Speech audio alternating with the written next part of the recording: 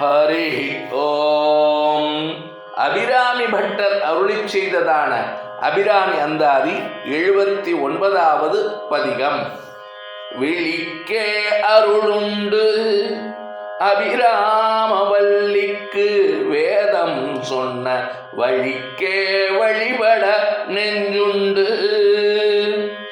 எமக்கு அவ்வழி கிடக்க பழிக்க சுழன்று வெம்பாவங்களே செய்து பாழ்நரக குழிக்கே அழுந்தும் கயவர்த்தமோடு என்ன கூட்டினியே. கட்டுக்களிலே இருந்து விடுபடுவதற்காக இந்த 79வது பதிகத்தை வெள்ளிக்கிழமை தோறும் மாலை நேரத்தில் விளக்கேற்றி வைத்து 7 முறை பாராயணம் செய்ய வேண்டும்.